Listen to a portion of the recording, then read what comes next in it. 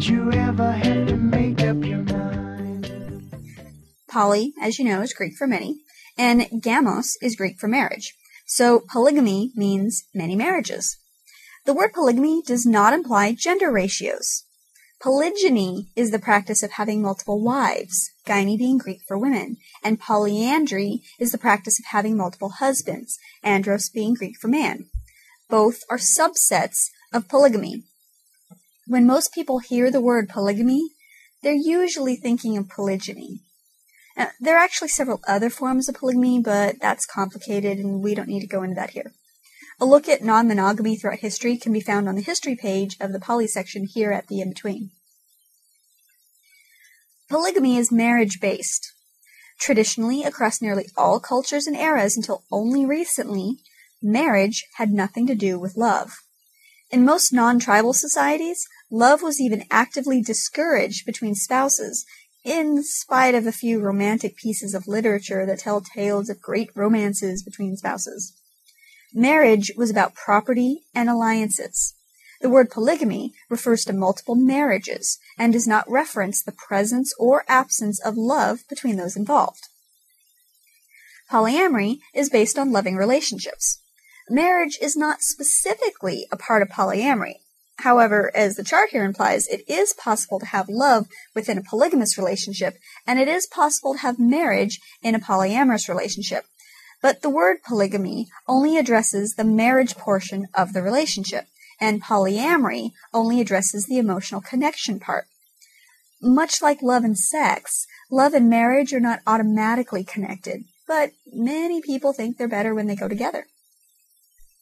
Historically, a society's laws and rules were dictated by that society's religion, particularly rules guiding interpersonal relationships. So most cultures' versions of polygamy tends to be described and regulated by the governing religion. However, in regions that allow the separation of religion from legal contracts or relationships, it is possible to have a polygamous relationship that's not based on a religion. Those just happen to be in the minority because of how societies typically regulate marriages. Secular is the state of being separate from religion. So, for instance, eating and bathing may be regarded as examples of secular activities because there's nothing inherently religious about them. Note, however, that both eating and bathing are regarded as a sacrament by some religious organizations, and therefore they would be religious activities in their worldview. Likewise, the tenets of polyamory are not based on any particular religion, and polyamory is practiced across a continuum of spiritual and non-spiritual people. Although many people do incorporate their spiritual beliefs into their polyamorous structures, particularly American paganism, and some people do find justification for polyamory in religious texts of various established religions. Now, some people may incorporate religion into their version of polyamory. Polyamory by itself does not espouse any particular religion or religious beliefs, whereas many forms of polygamy are explicitly for the purpose of expressing a form of worship or dictated by a governing religion. As I mentioned a few minutes ago, polygamy is often broken down to either polygyny or polyandry. Most cultures who have embraced polygamy historically have encouraged only one form and not the other. So, in a culture that allowed polygamy, usually only one gender was allowed to have multiple partners, but not the other. Some exceptions to this are most of the Native American tribes, which practiced a wide variety of sexual arrangements, some of which had no strong preference for one gender over another, even within a single tribe. Polyamory, as an overall philosophy, however, does not imply any particular gender preference. This means that the individuals who choose to practice polyamory get to choose what form their polyamory takes. However, many polyamorous families do make gender limitations. You'll sometimes see an existing couple make agreements to only allow partners of one gender, preferably the same partner for both of them. This kind of agreement is most commonly found in people exploring polyamory for the first time. What happens in practice, however, is that usually each partner ends up with however many partners they have time and energy for, and of whatever gender they naturally prefer. With polyamory, which gender gets multiple partners is decided upon by the individuals involved. With polygamy, which gender gets the multiple partners is decided by the culture that subscribes to that version of polygamy. If you're a fundamentalist Mormon, for instance, you don't have a choice. If you're female, you are allowed one male partner, but he is expected to have several female partners.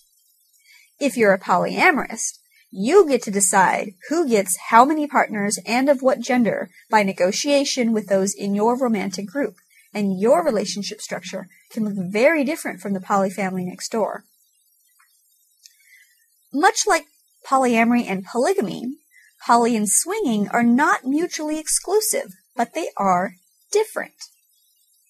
Swinging defines its relationships by sex. There may or may not be love.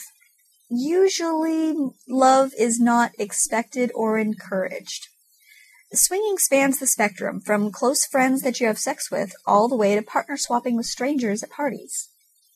Polyamory defines its relationships by love. There may or may not be sex, although most of the time there is some sexuality. Polyamory spans the spectrum from intimate friendships all the way to spouses, or spice, as some like to say. Swinging tends to be encounter-focused, where a person has encounters or specific instances or situations like swinger parties, large events, or, quote, dates. Polyamory tends to develop relationships that are ongoing over a period of time. Some swingers can have swinger partners that are regular and ongoing relationships and can even socialize with them outside of swinger events. Those are often called friends-first swingers. And polyamorists, like monogamists, can also have dates or party hookups or casual relationships.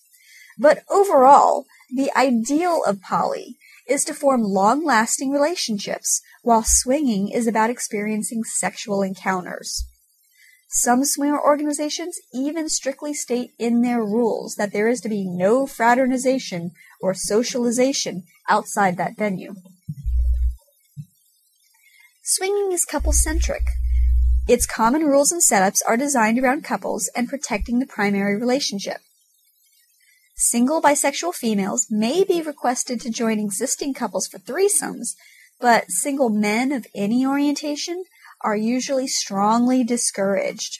If they're not outright banned, they'll usually be charged higher cover charges or admission prices to events. There's no real established set of rules for groups larger than 2 people. Polyamory, as a philosophy, is not couple-centric. As I mentioned during the polygamy slide, it doesn't define, by itself, who does what with whom. So each individual in each group can decide their own structure. Individuals and groups may design their relationship to be couple-centric if they want, and in fact, that is quite common for people trying out poly for the first time. But polyamory by itself does not define the relationship structure like swinging does. As we've been seeing, polyamory has a wide range of relationship styles. It can sometimes resemble swinging and polygamy. It's also often confused with just dating or playing the field in the monogamous world. This is because there's a spectrum of relationship styles within polyamory. At one end, we have polyfidelity, and at the other end are the free agents. A free agent is someone who behaves as though he is single. Remember that a key element in polyamory is consent, so everyone has to know and agree to the arrangement. This means that a free agent is not lying, hiding, cheating, or playing around. He just makes decisions about his life by himself without necessarily consulting his partners.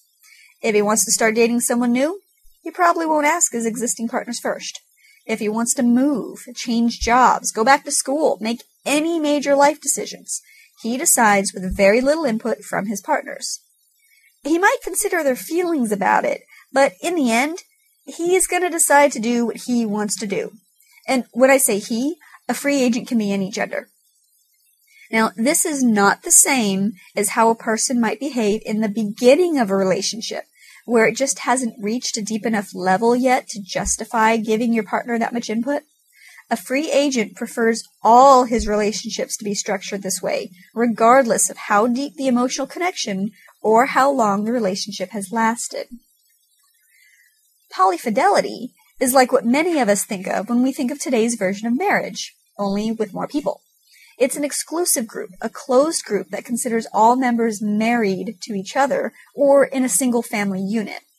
A polyfidelitous group may or may not be open to adding new partners. If they are allowed, new partners are not added without acceptance from all the other members of the group, and often, but not always, new partners are only added if they agree to be fully involved with all existing members of the group. Many poly people fall somewhere in the middle, forming long-term intimate relationships where each person tries to incorporate all the various partners and metamors into his or her life to varying degrees. Some partners become life mates, and some partners become less entangled, but no less important. The poly ideal is to consider everyone's feelings and to try to find the right balance for everyone involved, to communicate, to find compromises, and to work to ensure everyone's happiness, not solely one's own.